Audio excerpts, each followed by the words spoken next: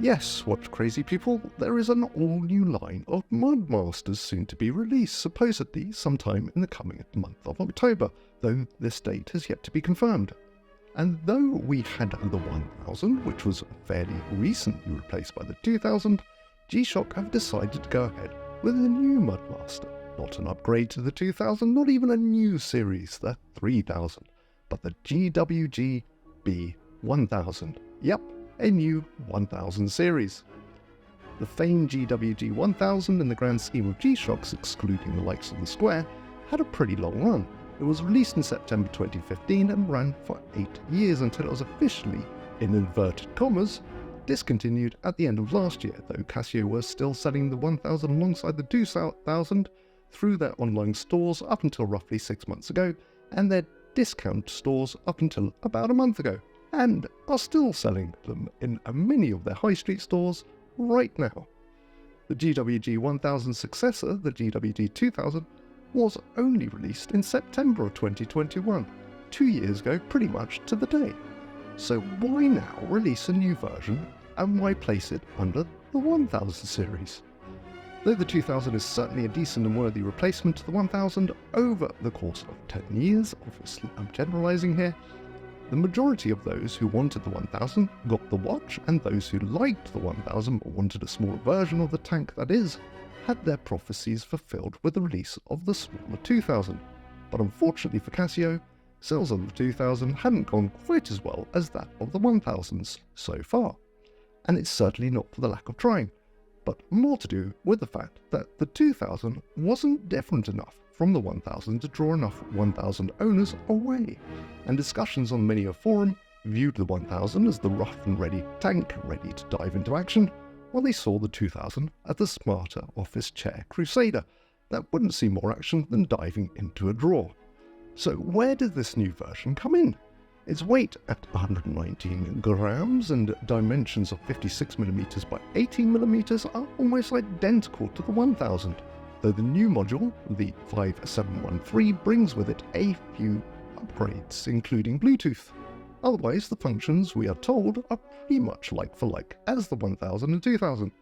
So what are the additions, and will this new 1000 set the world alight and continue the legacy the old 1000 left behind, especially when we already have a worthy replacement, the 2000? By the way, even though the watch is supposed to be launched next month, these are the only free press images Casio has supplied thus far. So first of all, what are the differences?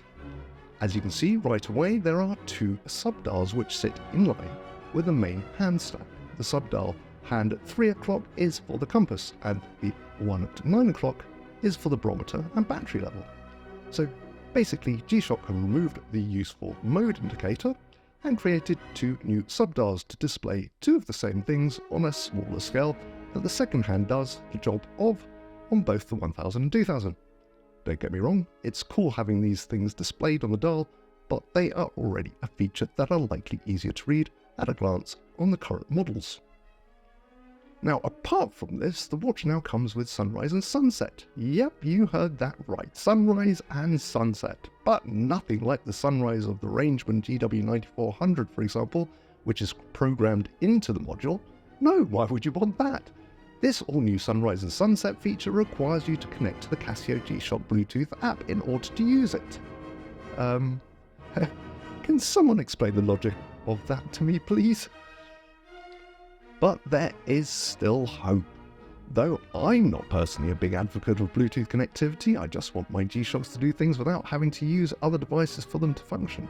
The Bluetooth capability for many people who don't live in a location that receives radios band 6 signals will now be able to set their time accurately to the atomic clock via the Casio G-Shock app. Though you can currently do this either manually on your watch using your phone's time, which is also set to the atomic clock, or via one of the many radio wave apps that can send the atomic clock radio signal from your phone to your watch. Not also forgetting, G-Shock are accurate to plus or minus 15 seconds per month, or approximately 0.5 milliseconds per day. And even with radio band 6 or Bluetooth to update your time, there can still be a matter of 15 seconds or more differential due to interruptions in the signal. But anyway, I'm showing my bias. I'm sure there are other useful features the Bluetooth connectivity will provide, and possibly some we have yet to discover as more information comes to light. The additional features Bluetooth could possibly bring might match that of the digital frogman or rangeman, like moon phase, time graph, or possibly even a depth gauge, or maybe not. No, that's not likely going to happen, and no, I will eat my boxer shorts if it does. Oh no, that thought's making me feel sick. Let's move on. I'm going to leave this on a high note. No, I'm not smoking dope. As have you, have yet to see the watch in more than a few images, and more importantly, in all its glory in the flesh.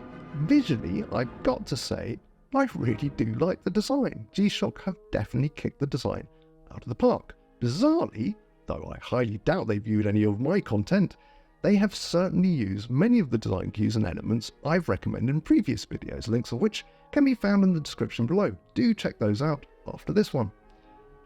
G-Shock have obviously taken elements from both 1000 and 2000, as well as incorporating elements of the all-new Mudman, using the right balance of congruent colours, going with the larger dimensions, weight and more rugged military styling of its predecessor, the 1000.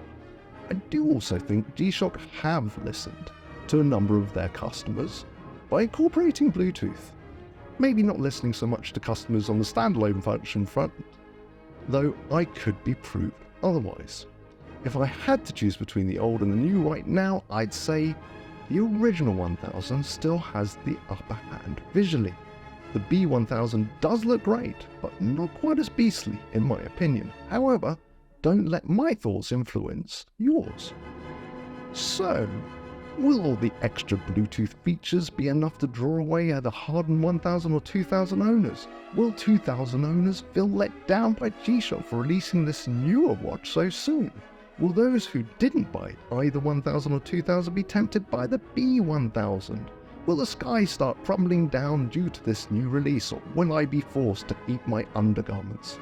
Well, subscribe to find out what happens in the next episode. Oh geez, I hope I'm not going to be forced to eat my boxers. Good night.